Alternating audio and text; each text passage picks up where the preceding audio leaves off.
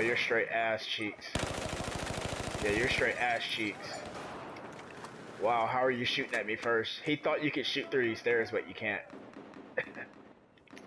What's up, YouTube? This is your man Buck, and I'm back. And no, your screens aren't broken. I went back to Battlefield, so you're getting some Battlefield 4 gameplay. And I still have some Destiny gameplay stored on my hard drive, and I'm gonna mix it up until Destiny's full launch. So you'll get some Battlefield and some Destiny videos. But in this video, I'm playing some Domination with my friend Daemonf1re. And if you haven't already, go check him out. I'll link his Twitter and his YouTube down in the description below. And if you need graphics for your YouTube header, for your Twitch header, for your Twitter header, go check him out. He's the guy that did my graphics, and tell him Buck sent you. And today I wanted to talk about what are the elements to making a great shooter. And to me, there are three elements. Well, there are plenty of elements, but there are three main elements that every great shooter has. And I will refer to SOCOMs 1 and 2 because, in my opinion, those were the two best shooters that I have personally ever played. I'm sure some of you will have your favorites, but for me, it was SOCOMs 1 and 2, hands down the best shooters. Element number one is not graphics, it is gameplay. Your game has to be addicting. You have to have the players of your game wanting more, wanting to play that game over and over, wanting to come back. And in SOCOM terms, we called this so crack. This game was addicting. It was like a drug. SOCOMs 1 and 2, they've ruined some marriages, some relationships, some friendships. They probably caused some people to drop out of school. I know that wasn't their intent, but that game was that addicting. You had to you wanted to play it. You thought about playing it all day.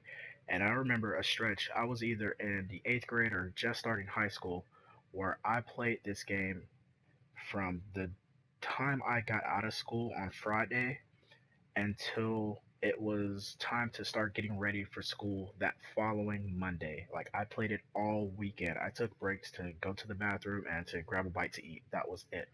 And I know there are plenty of you that did the same thing, and that game was addicting. And that's what you have to have in these shooters nowadays. You have to have that gameplay. Have to you have to draw this crowd in. You have to have them wanting more. And I believe that's lacking in a lot of shooters. The second thing, and this is very important too, are the maps. The maps have to fit your game. The maps can't be too small for certain game modes. They can't be too large, but your maps have to fit your game. And I like what the original SOCOMs did. They designed a map around one game mode, and that map was perfect for that game mode. And every map had its own game mode, and that was good. Instead of nowadays in the modern shooters, you see it'll launch with, I don't know, 8 to 10 maps, but you play every game mode on those maps, and some maps fit a certain game mode more than it fits another. And I believe SOCOM had it right. You design a map around one game mode, and if it fits another, that's fine, but you fit it around that one game mode, and it'll never be dull because that map was specifically designed for that game mode. And my last element, and this is very important too, is the community. The SOCOM community, we are so tight knit, we are so close. Many of us have probably never met some of the people that we consider close friends that we've talked to online for hours and hours, for years. There's a bunch of my friends that are on Twitter. I have their phone number. I've talked to them before Twitter was around, back when MySpace was the thing. And I haven't even met some of these guys, but I know so much about them. I know about their family, and we were just close because SOCOM was like a brotherhood. If you played that game, I mean, you were like family. It wasn't like these communities now where you just talk so much trash about each other. You just bash one another, and it's just full of immature kids. SOCOM, yeah, you had that immature, those immature kids, and you're gonna have that with any online game, especially in this day and age. But in SOCOM, we looked out for each other, and we still, to this day, talk about the old SOCOM days. And honestly, we haven't had a what I would consider a real SOCOM since the PlayStation 2 days.